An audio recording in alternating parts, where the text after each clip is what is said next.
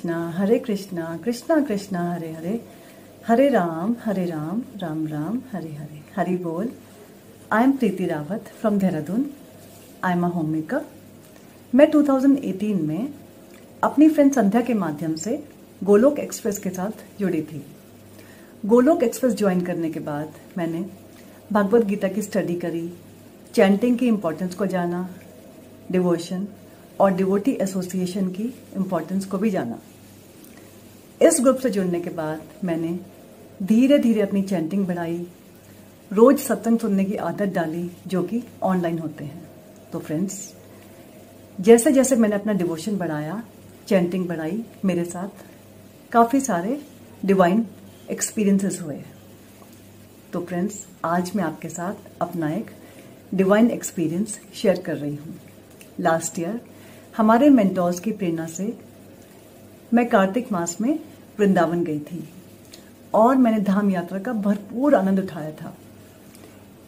इस साल भी डिवोटीज के एक्सपीरियंसेस सुन सुनकर मुझे लग रहा था कि मुझे भी जाना चाहिए, बट कुछ ऐसे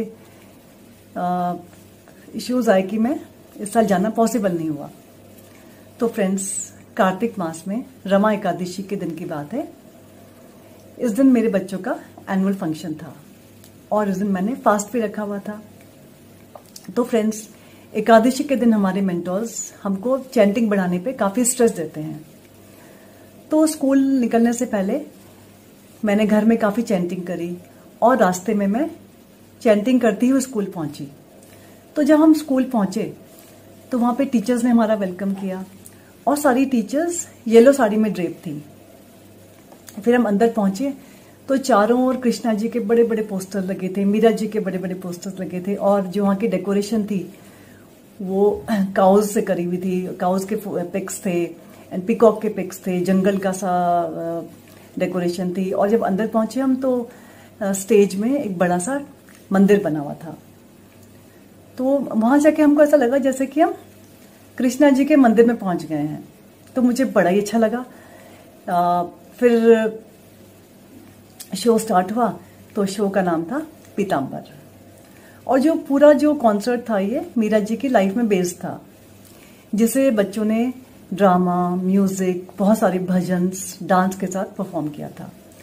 तो शो की शुरुआत मीरा जी के जन्म के साथ हुई और एक भजन के साथ हुई जो कि मेरे फेवरेट भजन में से एक है, जो कि इस तरह से है। हरि सुंदर नंद मुकुंदा, हरि नारायण हरि ओम, हरि केशव हरि गोविंदा, हरि नारायण हरि ओम। और इस भजन पे बच्चों ने बहुत ही सुंदर डांस भी किया और पेरेंट्स ने भी तालियां बजा बजा कर खूब एंजॉय किया। और बीच में काफी सारे भजन आए एंड बहुत ही एंजॉय किया हम लोगों ने। फिर अंत में जब कॉन्सर्ट के एंड में मीरा जी को जब भगवान के दर्शन होते हैं तो भगवान से पूछती हैं वो कि भगवान, मैं तो आपसे इतनी बातें करती थी, मैं आपको पूजा करती थी, लेकिन आपने कभी जवाब ही नहीं दिया। तो भगवान बोले कि मैं तो हमेशा तुम्हारे पास ही था, उस मंदिर में जहाँ तुम पूजा करती थी, मुझे भोग लगाती थी, मेरी भक्ति करती थी। और जब तुम्हें जहर का प्याला दिया गया और जब तुम्हें टोकरी में सांप भेजा गया तुम्हें मारने के लिए, तुम्हें किसने बचाया? तुम्हें मैंने ही तो बचाया था।